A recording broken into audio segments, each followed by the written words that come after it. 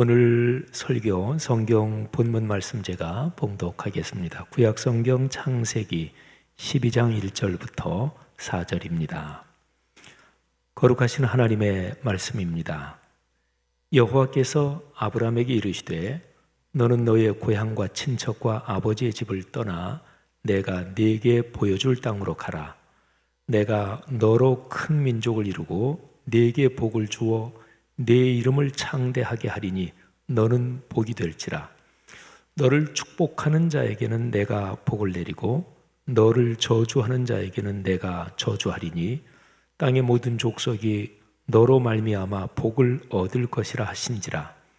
이에 아브라함이 여호와의 말씀을 따라갔고 롯도 그와 함께 갔으며 아브라함이 하란을 떠날 때에 75세였더라. 아멘. 오늘 선포되는 설교 말씀을 통해서 하나님께서 여러분 마음속 깊이 다정하게 말씀하시기를 바랍니다. 또 주님께서 말씀하시는 그 음성을 듣고 여러분의 삶에 복이 되기를 주의 이름으로 축복합니다. 기독교 안에는 다양한 영역이 있습니다. 그중 핵심이 교회를 중심한 목회 현장입니다. 예수 그리스도의 죽음, 부활, 승천, 그리고 성령의 강림, 이 네 가지를 말씀드렸는데 이게 예수 그리스도의 사역을 다 정리하면 이 네 가지입니다. 그런데 이 사역으로서 세워진 거룩한 공동체가 교회입니다. 하나님의 구원의 섭리에서 마지막 때의 비밀이 교회에 담겨 있습니다.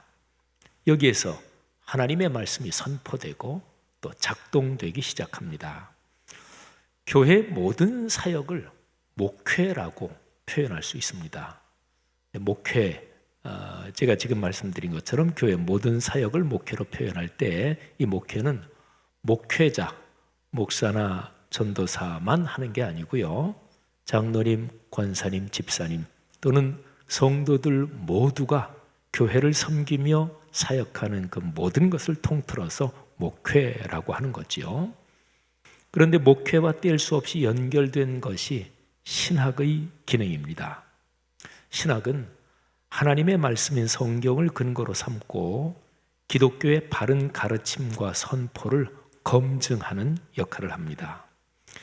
신약성경 에베소서 4장에 보면 교회 안에 여러 가지 달란트 또는 직무들이 나와요. 그런데 11절에 보면 목사와 교사를 세우셨다 하는 표현이 있습니다. 근데 거기에서 교사라는 것이 오늘날의 기독교 구조에서는 신학자를 뜻하는 말로 볼 수 있습니다.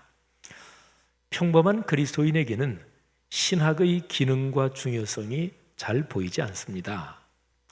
예를 들면 어려운 나라에 선교한다든지 또 절박한 처지에 있는 사람을 돕는다든지 하는 일에는 금방 마음이 움직이죠.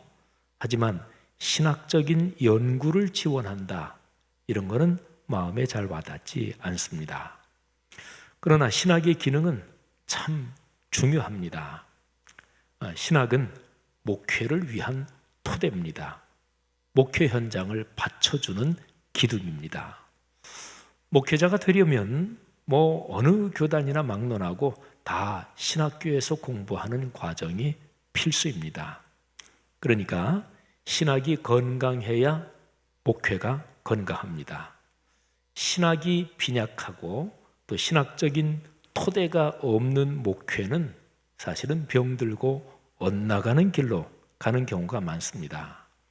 그저 사람만 많이 모이면 된다, 그래서 교회 재정만 커지면 최고다, 이런 생각을 한다면 그는 신학적인 기반이 없는, 말하자면 목회의 타락입니다. 물론 신학의 중요성을 지금처럼 이렇게 강조할 때는 두 가지를 구분할 필요가 있습니다. 그냥 통속적으로 얘기하는 신학, 그리고 근본적인 의미로 원래 신학이라는 것이 어떤 것이냐, 이 근본적인 의미의 신학, 이 두 개를 구분해야 합니다. 통속적으로는 신학이 학문이라는 제도 안에 자리를 잡고 있습니다. 기계공학, 물리학, 경영학 이런 것처럼 학문적인 제도 안에 신학도 있지요.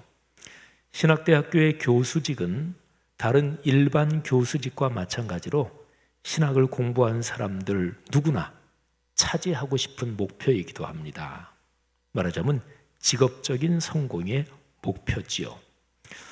교수 자리만 꿰차면 신학의 본질 또는 신학자의 사명 이런 데는 관심도 없는 그런 학자들도 적지 않습니다. 이런 경우에 목회가 없는 신학이 되는 거죠. 신학의 타락입니다.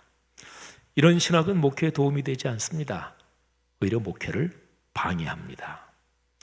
근본적인 의미의 신학은 그리스도의 몸인 교회를 섬기는 거룩한 학문입니다. 유일하고 완성된 계신 66권 성경 말씀을 근본으로 삼고 그리고 오늘의 시대에 말씀하시는 하나님의 뜻이 무엇인지를 탐구합니다. 신학자는 기도와 연구와 삶으로서 자신의 소명을 감당합니다. 신학자가 서는 강의 강단은 근본적으로 보면 설교자가 서는 설교 강단과 마찬가지로 중요합니다. 신학적인 이론 자체가 진리는 아니에요. 하지만 신학자는 끊임없이 연구하면서 겸허하게 진리를 탐구하고 진리를 찾아가는 순례자입니다. 종교개혁자 마르틴 루터는 신학자와 연관해서 이런 말을 했습니다. 제가 지금 루터의 글을 인용할 텐데, 근데 이 루터의 문장에서 신학자 이런 표현은 폭넓게 우리 기독교의 지도자 또는 목회자를 뜻하는 말이기도 합니다. 기도와 연구와 삶의 시련이 신학자를 만든다. 짧은 문장이에요. 루터가 얘기할 때는 라틴어로 얘기했는데요. 오라티오, 메디타티오, 텐타티오, 파키운트, 테올로금. 이 세 가지를 한번 생각해 보세요. 기도, 그리고 연구, 그리고 삶의 시련. 이 세 가지가 신학자 또는 목회자 또는 올바른 기독교 지도자를 만든다 하는 것인데, 이 세 가지가 다 하나님의 말씀인 성경에 근거해 있습니다. 그러니까 말씀을 놓고 말씀을 깨닫기 위해서 겸허하게 자기를 낮추고 기도하고, 성경 말씀을 읽고 묵상하고 연구하고, 또 그 말씀을 삶에서 실천하면서 쉽지 않은 삶의 과정에서 주님의 말씀을 붙잡고 걸어가는 이런 것이 신학자, 목회자, 그리고 성숙한 기독교 지도자들을 만든다 하는 거지요. 요즘 우리나라에서 4월 7일 재보궐선거, 선거운동이 한참입니다. 선거는 민주주의의 꽃입니다. 그러나 현실적으로는 선거 과정이 아주 지극히 통속적이고 그리고 평범한 것에 좌우되기도 합니다. 선거할 때 어느 정당이나 또는 어느 후보자나 정책과 또는 국정 철학을 얘기하고요. 또 완전히 거꾸로는 상대편의 약점을 찾아서 공격하고 흑색 선전을 하기도 합니다. 아무튼 다양한 선거 전략을 구사하지요. 하지만 보통 얘기하는 그 얘기에 따르면 선거에서 가장 결정적인 것은 경제 상황입니다. 선거할 당시에 경제가 호황이면 집권하고 있는 쪽에 결정적으로 유리합니다. 또 불황이면 반대지요. 도전하는 쪽에 유리합니다. 이런 것과 연관해서 미국의 대통령 선거에서 인구에 회자되면서 유명해진 말이 있지요. 바보야, 문제는 경제야. 선거할 때 뭐 별별 얘기 다 해도 국민들 잘 먹고 잘 살게 해주고 경제적으로 이게 어떤 상황이냐, 그게 관건이다, 그게 핵심이다, 이런 얘기지요. 여러분, 이와 비슷하게 기독교 신앙을 얘기하자면 기독교 신앙에서는 문제는 삶입니다. 문제는 사는 거예요. 기독교 신앙을 검증하는 시험대는 일상과 인격을 중심한 삶이 어떠냐 하는 것입니다. 삶이 얼마나 중요한지는 성경 66권 중에서 무지무지하게 중요한 한 구절만 딱 보면 압니다. 이 한 구절, 요한복음 1장 14절인데요. 우리 전 세계 기독교 역사, 광범위한 기독교에서 크게 나뉘면 우리 기독교, 또 가톨릭, 동방, 정교회 이렇게 있고 또 각 집단 안에도 여러 가지 우리 기독교 안에도 교단, 교파가 많잖아요. 근데 요한복음 1장 14절은 어떤 갈래든 어떤 교파에서든 기독교 신앙의 중심이다 다 인정하는 게 요한복음 1장 14절입니다. 근데 요한복음 1장 14절에 말씀이 삶이 되셨다 하고 기록하고 있습니다. 정확히 얘기하면 말씀이 육신이 되어 우리 가운데 거하심에 이렇게 기록이 되어 있죠. 그런데 이 표현에서 육신이라는 한자어 우리말 이거를 순 우리말 삶 이것으로 옮길 수도 있습니다. 말씀 곧 하나님이 육신이 되셨습니다. 삶이 되셨습니다. 하나님이 삶의 현장 한가운데 내려오셔서 사람 삶으로 내려오시면서 그래서 삶을 풍요롭게 하십니다. 죄악으로 인해 죽음에 갇힌 삶에 한계에 갇힌 삶에 영원성을 주십니다. 그게 바로 영원한 삶, 곧 영생입니다. 영생의 복은 죽은 후에 저 영원한 천국 가서 누리는 이것만이 아니지요. 내세를 뿐만 아니라 이 현세의 삶에서 이미 복을 누리게 하는 게 바로 영생의 복입니다. 사랑하신 여러분, 우리 기독교 신앙의 가장 핵심적인 이 진리, 이 영생의 복이 여러분의 삶에 넉넉하게 작동하고 그리고 충만하기를 축복합니다. 제가 4가지를 말씀드릴 텐데요. 그러니까 기독교의 제일 중요한 문제는 삶이다. 그런데 제 나름대로는 열심히 신앙생활하는 것 같은데 이 삶이라는 중심 주제를 놓친 것, 그런 유형을 제가 4가지를 말씀드리겠습니다. 자, 첫 번째입니다. 성경 지식을 깊이 알고 많이 아는 것이 중요합니다. 하지만 지식만 가지고는 어림도 없습니다. 하나님 말씀의 지식으로 말하자면 예수님 당시에 바리새인과 율법학자들이 가장 전문가였습니다. 오늘날로 말하면 신학자에 해당합니다. 그들이 가진 성경 지식이 표면적으로 또는 형식적으로 얼마나 정확하고 정통한지는 예수님도 인정하셨어요. 그러나 그들은 삶의 변화, 곧 인격과 일상의 변화에 관심이 없었습니다. 율법 전문가로서 그들의 성경 지식은 교만의 원인이 됐고 종교 권력의 수단으로 전락했습니다. 자, 두 번째, 예배와 관련된 거예요. 예배의 자리를 지키는 것이 아주 중요합니다. 코로나19 상황에서는 모이는 예배나 인터넷 예배가 모두 하나님께 올리는 진실한 예배입니다. 그러나 방역을 위해 인터넷 예배를 드릴 수밖에 없는 상황이라면 모르지만 여건이 되는데도 예배당에 모이지 않는 것은 예배를 소홀히 하는 것이 됩니다. 자, 아무튼 성숙한 성경 해석 그리고 바른 신앙의 전통에 따라 예배의 순서와 진행을 이끌어가는 목회 기능은 기독교 신앙에서 핵심, 이게 심장입니다. 그러나 이런 기능이 그저 형식적으로만 진행되면 하나님의 뜻을 깨달을 수 없고 그렇게 형식적으로만 진행되는 예배에서 하나님께서 복을 주실 리가 없습니다. 예수님 당시에 사두개인들이 성전 제사, 곧 예배를 이끌어가는 전문가들이었습니다.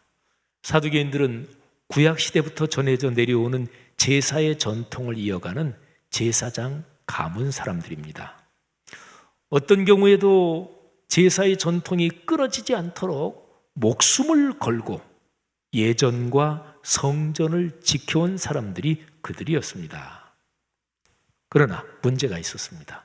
결정적인 데서 그들은 하나님을 향한 진실한 마음과 헌신 그리고 여기에 뗄 수 없이 연결된 삶의 변화를 잃어버렸습니다. 예배가 종교 권력을 유지하는 수단으로 타락했습니다. 예수님께서 수가성 사마리아 여인과 대화하시면서 하나님께 예배하는 사람은 영과 진리로 예배해야 된다, 이런 말씀을 하셨지요. 그 당시에 그렇게 종교 권력으로 타락한 예배에 대한 그거를 교정하는 말씀이기도 합니다. 자, 제가 두 가지를 말씀드렸어요. 우선 율법의 지식과 성전 예배, 이 두 가지를 움켜쥐고 종교 권력을 제멋대로 부렸던 바리새인과 사두개인 그들을, 그런데 이 두 가지 외에 다른 두 집단을 또 살펴볼 필요가 있습니다. 다른 두 집단은 바리새인과 사두개인들, 이 사람들하고 조금 달라요. 진지한 사람들이고 훌륭한 사람들이고 자신을 헌신하는 그런 사람들과 연관된 두 집단입니다. 하나가 열심당, 그리고 또 하나가 에세네파입니다. 예수님 당시에 열심당이라고 불리는 독립운동가들이 있었습니다. 예수님의 제자 중에도 이런 사람이 있었습니다. 이들은 품에 칼을 숨기고 다녔습니다. 자기 민족의 자유로운 삶을 위해 독립운동에 헌신하는 사람들이었습니다. 이거는 참 존경받을 만하고 마땅하고 귀한 일이지요. 하지만 하나님의 아들 예수 그리스도께서 이 땅에 오신 목적, 궁극적인 목적이 열심당이 하는 그 일과 같은 것은 아니었습니다. 그래서 예수님은 열심당의 주장에 동조하지 않으셨습니다. 한 민족의 자유와 독립, 그리고 어느 한 민족이 강력해지는 것, 이 정도가 예수님의 목표가 아니었습니다. 하나님 아버지께서 창조하신 세상, 거기에 사는 인류 전체, 모든 민족이 함께 더불어 평화와 복을 누리는 것, 이게 하나님의 나라거든요. 그 하나님의 나라가 예수님의 목표였습니다. 하나님의 나라는 증오와 무력으로서 이루어지지 않습니다. 성령의 역사를 통해 작동하는 하나님 말씀의 힘, 그리고 그 말씀의 핵심 가르침인 사랑의 실천으로 이루어지는 것이 하나님의 나라입니다. 자, 마지막 네 번째입니다. 에세네파. 이거는 예수님 당시에 존재했던 유대교 신앙 그 집단의 이름인데요. 이 사람들은 메시아를 기다리며 사해 주변에서 현실 사회를 등지고 살았습니다. 굉장히 엄격하게 율법을 준수하고 고도의 신앙 윤리를 가진 신앙 공동체였고, 형제로 아주 깊이 결속된 그런 공동생활을 했습니다. 학자들 중에는 예수님께서 에세네파와 관련이 있다고 보기도 합니다. 그러나 예수님의 삶과 사역은 에세네파하고 가장 근본적인 몇 가지 면에서 차이가 있었습니다. 자, 그 중에 하나가 에세네파는 닫힌 공동체였습니다.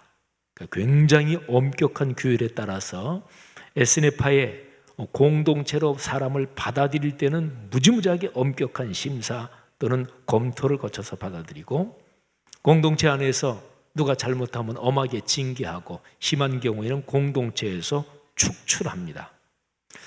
그러나 예수님이 전하신 하나님의 나라는 열린 공동체였습니다. 딱 금을 그어가지고 그렇게 하지 않고요, 누구에게나 열려있는 공동체였어요. 에세네파가 보기에는 이 세상 사회는 아주 타락한 사회고, 또 그 당시에 바리새인 사두개인들 종교 지도자들도 타락했고, 그러니까 거기 섞이는 것 자체가 이게 자신들이 더러워지는 거예요. 그런데 예수님은 망가지고 타락한 사회, 또 그 당시에 종교 지도자들 또는 그 당시 신앙인들이 여러모로 부족하지만 그러나 그 한가운데 살면서 일상과 인격을 변화시키는 것, 그리고 하나님의 힘을 경험하는 신앙 공동체를 이어가는 것, 이게 예수님의 뜻이었고 예수님께서 말씀하신 하나님의 나라였습니다. 여러분, 제가 네 가지를 말씀드렸어요. 그러니까 기독교의 중심 주제는 삶이에요. 일상과 인격 그 현장입니다. 기독교 신앙에서 문제는 삶이고 일상과 인격의 변화입니다. 예수님께서 가르치신 가장 중요한 핵심적인 가르침, 그러면 누구나 다 산상설교 이렇게 얘기합니다.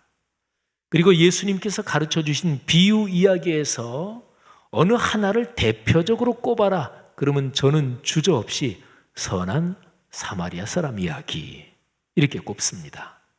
그러니까 산상설교하고 선한 사마리아 사람 이야기는 예수님의 모든 가르침에서 심장이에요. 산상설교가 마태복음 5장부터 7장에 나오지요. 근데 이 맨 마지막 산상설교를 마무리하면서 주님은 말씀에 따라야 한다, 말씀이 삶이 되어야 한다 이렇게 강조하십니다. 말씀을 삶으로 따르는 사람은 반석 위에 집을 짓는 것과 같고 따르지 않는 사람은 모래 위에 집을 짓는 것과 같습니다.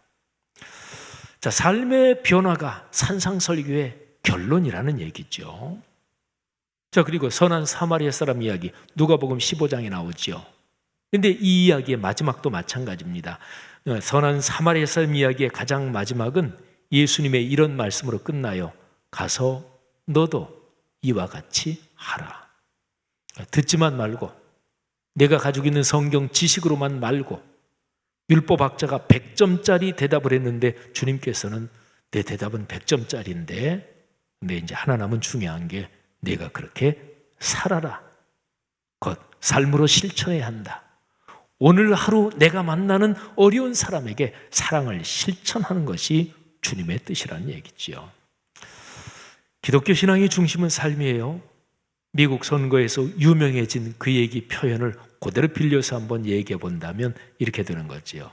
바보야, 문제는 삶이야.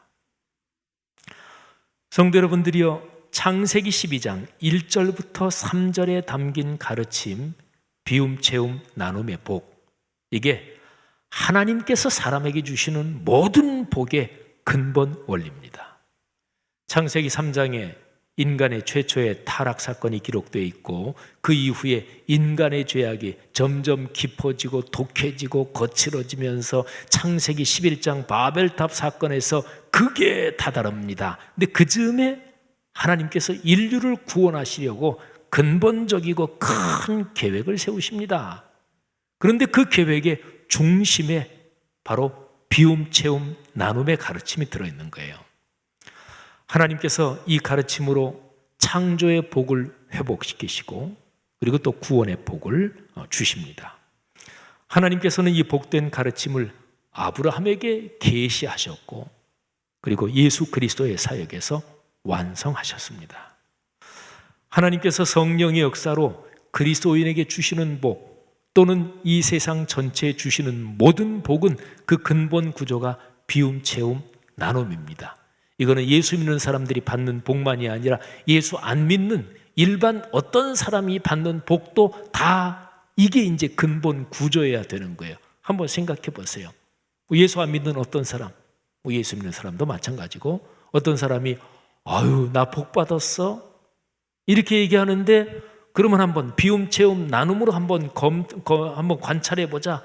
근데 보니까 그 사람의 삶에서는 나눔이 없어요.